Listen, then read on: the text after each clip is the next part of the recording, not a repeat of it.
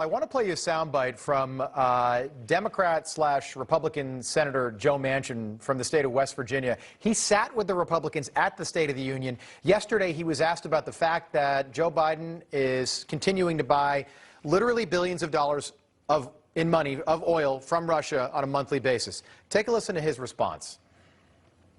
We're buying over 600,000 barrels a day of crude from Russia. We've been doing this for quite some time. We have to step up to the plate.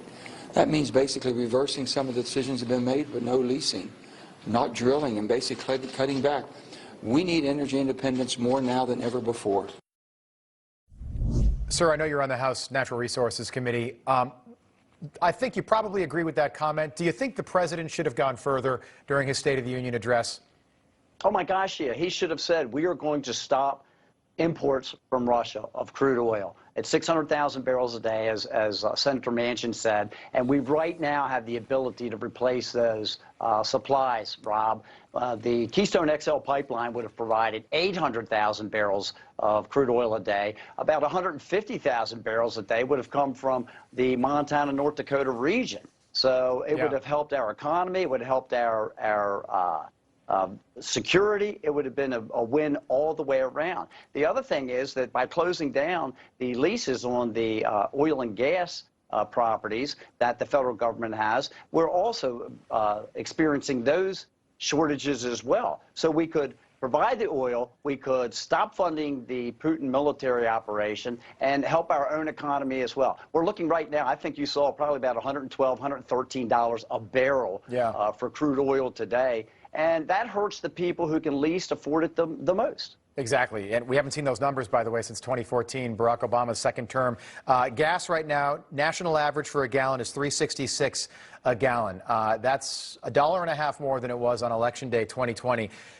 Let's say we did. Everything is freight into Montana. Everything is freight out of Montana. My farmers and ranchers are being crippled by these increases in energy prices, and it's all not necessary. That's doubles the problem. All self-inflicted. Could you take me through sort of the mechanics of what it would look like if we suddenly shut the spigot off and stopped buying oil, billions of dollars of oil from Vladimir Putin? What would the immediate effects be on the American people?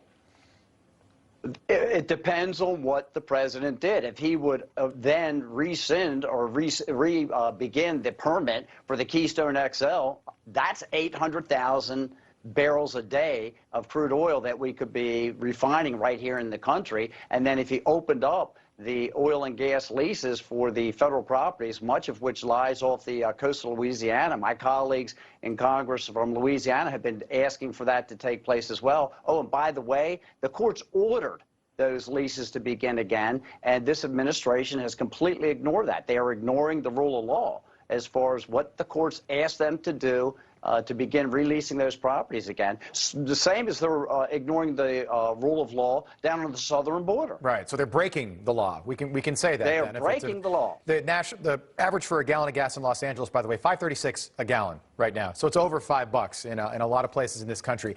So the president would have to do that in concert. He would have to stop buying Russian oil, reopen Keystone, restart gas and oil leases, maybe on federal land, and approve drilling again, especially off places like Alaska. Is there any chance that happens?